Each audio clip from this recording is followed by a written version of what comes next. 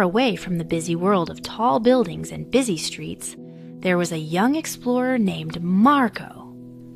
Marco loved adventure more than anything. He had traveled across snowy mountains, crossed wide deserts, and sailed through roaring seas. But one afternoon, while sailing his small wooden boat through a thick tropical mist, his compass spun wildly and his maps turned blank. The ocean current had carried him somewhere no explorer had ever been before.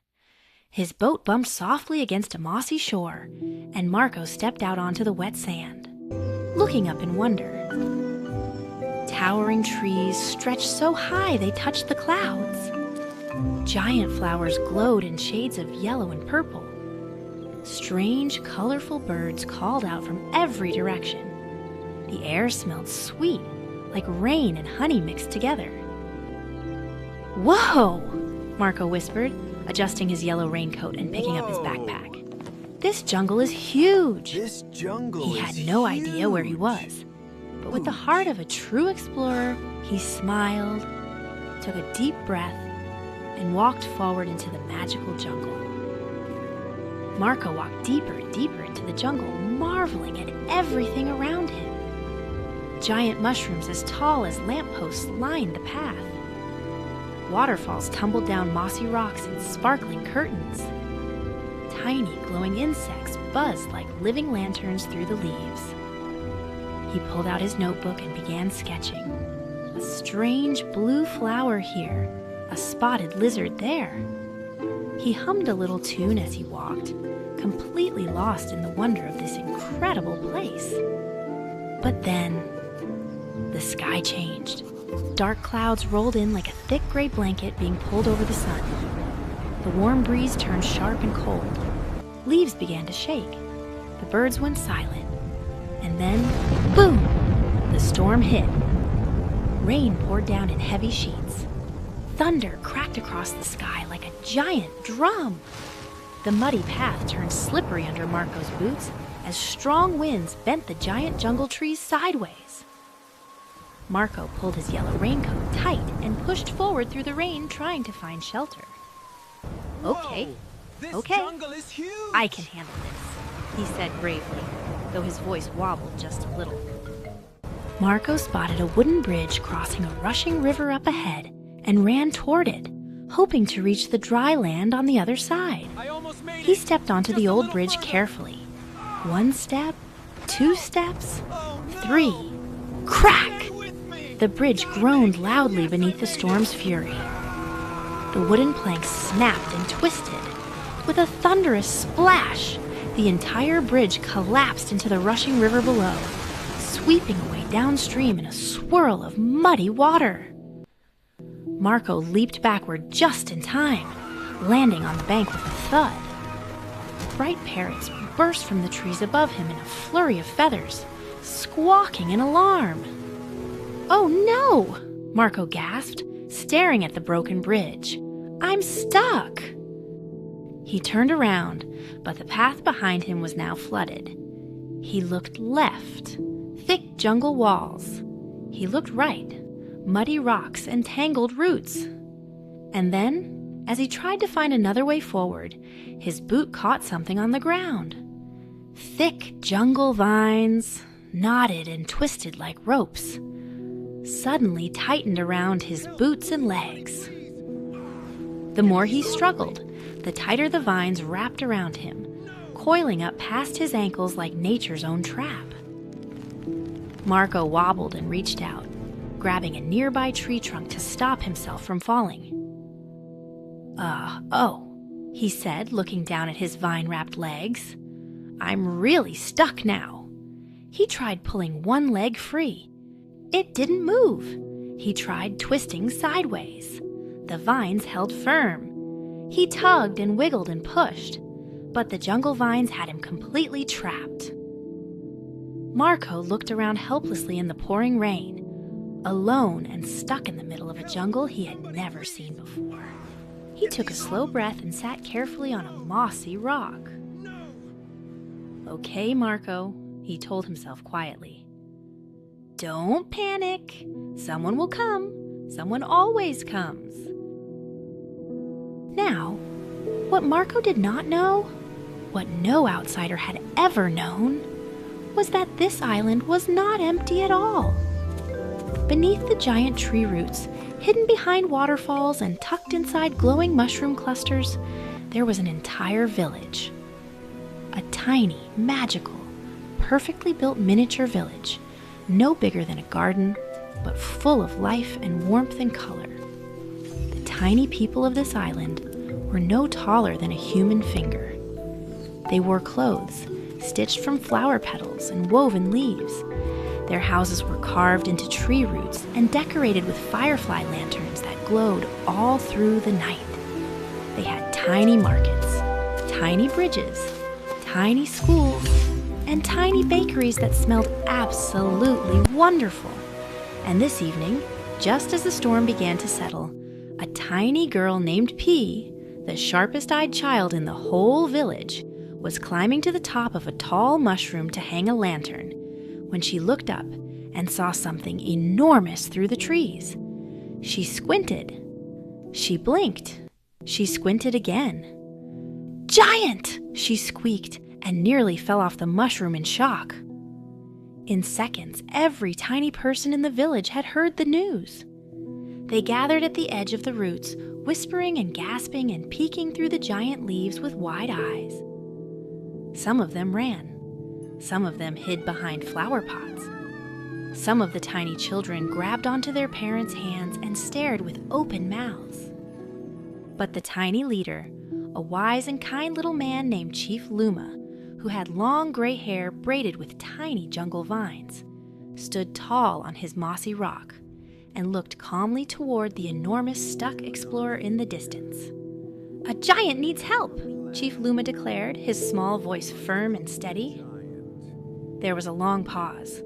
A few tiny people looked at each other nervously. Then, P raised her hand. "I'll go first," she announced. And slowly, carefully, curiously, the tiny people of the jungle moved forward together. Marco heard a sound, a tiny rustling, like dry leaves skittering. Then another sound, a soft tapping, like the world's smallest footsteps. He looked down slowly. There, standing on a mossy rock level with his knee, was a group of the tiniest people he had ever imagined. They held glowing lanterns no bigger than a grape. They wore little leaf hats and mossy jackets. Their eyes were wide and blinking, staring up at him like he was the most unbelievable thing they had ever seen. Which, to them, he absolutely was. Marco froze. He barely breathed. He did not want to scare them. One tiny lady fainted dramatically on the spot. 3 tiny children dived behind a mushroom. An old, tiny man with a walking stick started walking backward very, very slowly. Chief Luma held his lantern up high and took a brave little step forward, studying Marco's enormous face with enormous seriousness.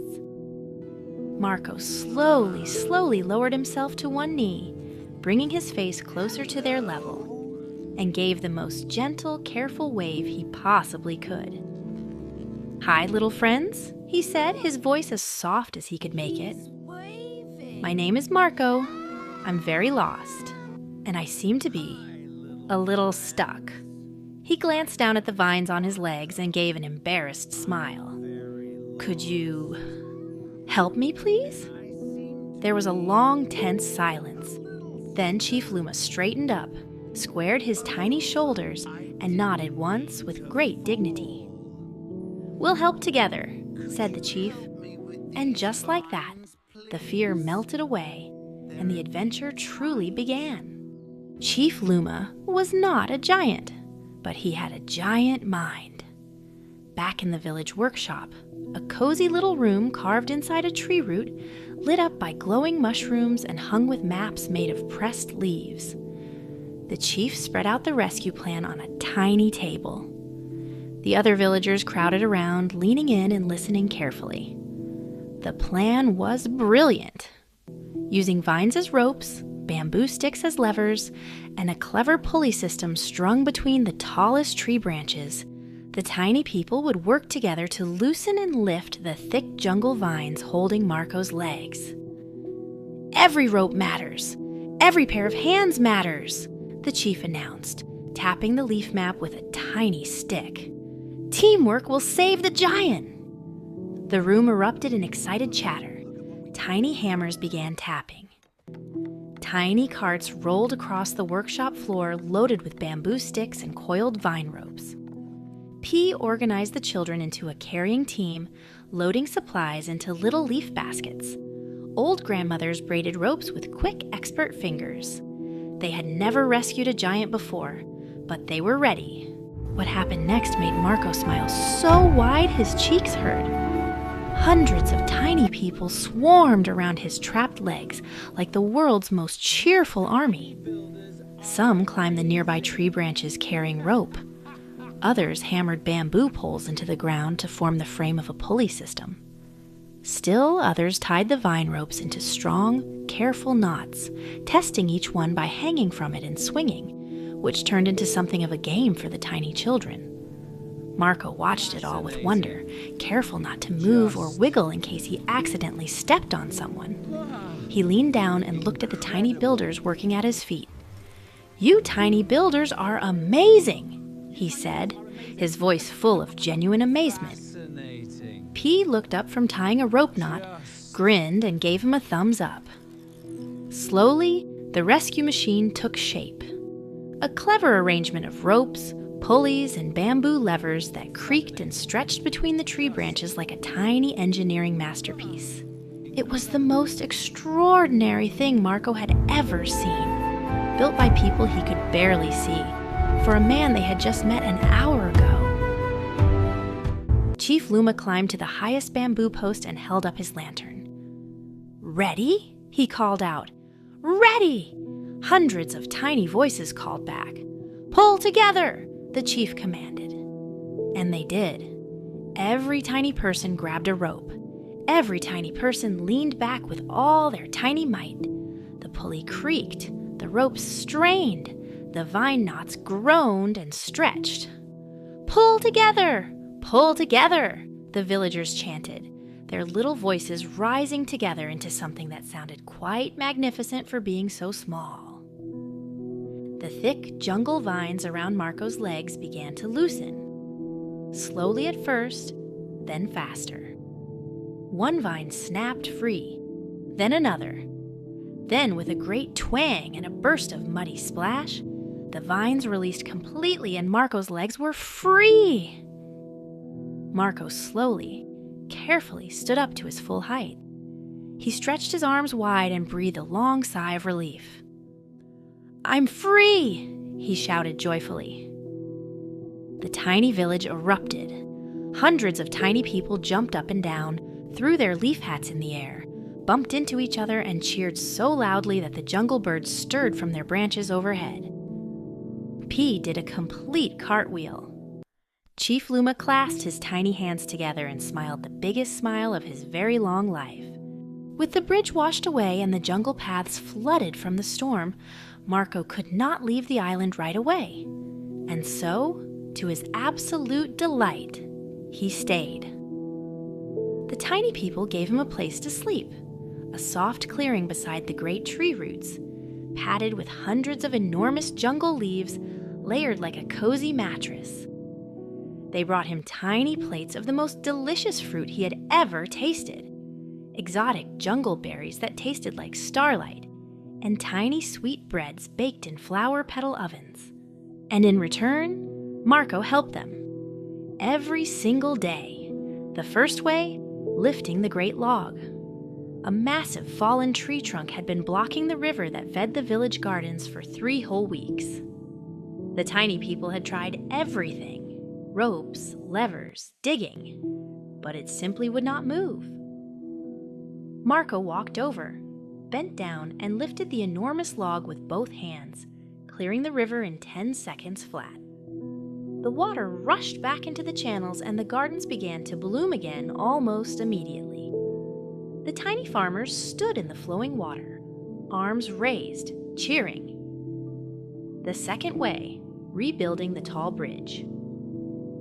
High up between two cliff edges, there had once been a beautiful suspension bridge connecting two halves of the village. The storm had snapped the ropes. For the tiny people, fixing it meant weeks of dangerous climbing. For Marco, it meant an afternoon of careful work, holding the bridge sections steady while the tiny engineers retied the ropes, then lifting the whole thing into place with one steady arm. When it was done, tiny children ran back and forth across the bridge laughing, and the chief hung a little flag from the highest post. The third way, scaring away the shadow beast. Deep in one part of the jungle, a large hornbill bird had been frightening the tiny people's fruit orchards for months, swooping in to steal their harvest every morning. To the tiny people, it was a terrifying giant creature. To Marco, it was just a very surprised-looking bird. He walked into the orchard, clapped his hands once, and the startled hornbill flapped away to the far side of the island and never came back. The tiny farmers threw a party in the orchard that very night, the fourth way, reading the stars. One evening, a group of tiny elders came to Marco looking troubled. They had always navigated the island using the stars, but a strange new weather pattern had shifted the skies, and now they were no longer sure which direction was north. Marco, who had studied navigation all his life, lay on his back in the clearing, looked up at the night sky, and quietly explained the stars, pointing out constellations, tracing paths across the sky with his finger. The tiny elders sat on a tree root beside his shoulder and listened, their faces tilted upward, full of wonder. By morning, they had drawn a brand new star map. The fifth way, the laughing games. It was P who started it, actually. She dared Marco to compete in the village games, a series of silly, wonderful challenges the tiny people held once a season. Marco participated in everything, gently blowing a tiny leaf boat across a puddle, carefully balancing a stack of mushroom caps on one finger, and, the crowd favorite, wiggling his enormous toes to make the tiny children laugh until they fell over. He lost every competition spectacularly, and every loss made the whole village laugh and love him more. The days passed like the most beautiful dream. Marco began to learn a few words in the tiny people's language. He learned the names of the flowers and the trees.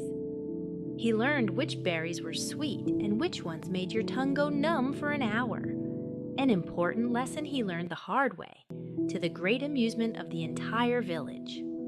He learned the chief's stories about the island's history, and he told the tiny people stories about the wide world beyond the ocean, about snow, about cities, about the moon landing, and they listened to every word with shining eyes. Marco had traveled across many lands, but he had never, ever felt as wonderfully at home as he did here. And then, one bright morning, Marco heard something that made his heart jump. A horn, far away across the water, but unmistakable. The rescue signal of his expedition team. He climbed quickly to the top of a tall hill at the island's edge and looked out to sea. There, pushing through the morning mist, was a search boat with bright orange flags flying at the mast. His team! They had been searching for him for weeks, and at last they had found him. Marco waved both arms high above his head, and the boat turned toward the island. He stood on that hilltop for a long moment, looking back down at the tiny village glowing softly in the morning light below him. The little bridges, the little lanterns, the little figures going about their little lives in their extraordinary magical world. He walked back slowly. When the tiny people saw his face, they already knew. The chief nodded quietly. P looked at the ground for a moment, then looked back up with bright eyes. "Your people are here," said the chief with a small, dignified nod. "Yes," said Marco softly. "They've come to take me home." The sadness came first, soft and quiet like the beginning of rain. P sat on Marco's boot and didn't say anything. Several tiny grandmothers dabbed their eyes with petal handkerchiefs.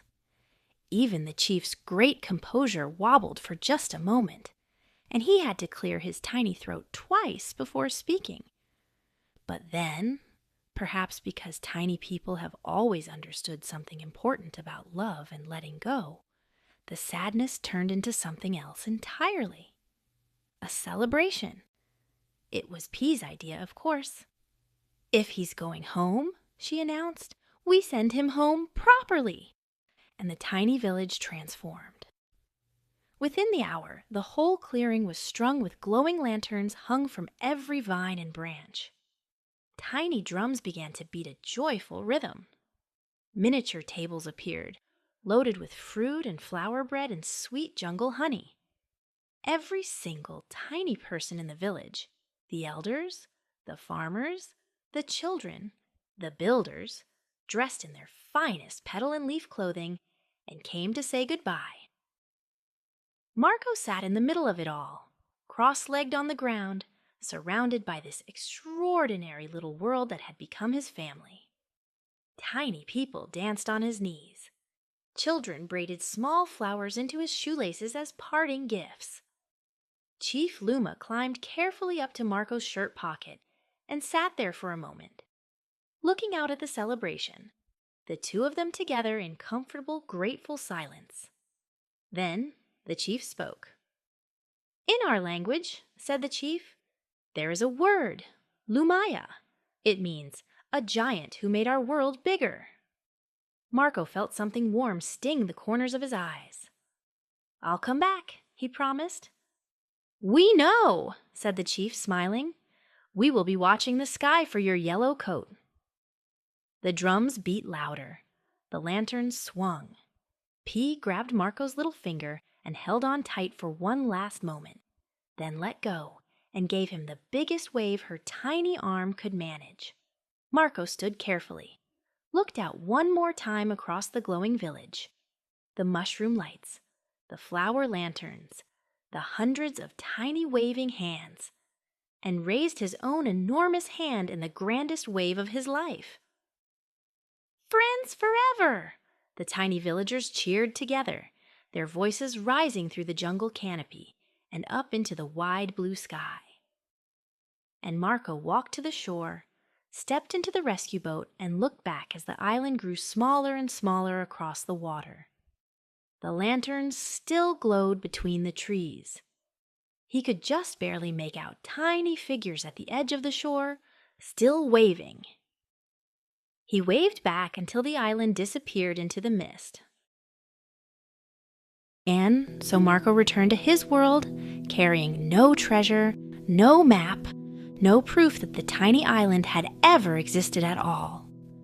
Nothing but a shoelace braided with tiny flowers and a heart changed forever. He never forgot the island, and somewhere deep in that magical jungle, in a glowing village under the great tree roots, a tiny girl named P climbed her mushroom every evening and hung her lantern a little higher than usual, just in case a yellow raincoat appeared through the trees again. Even the smallest friends can make the biggest difference.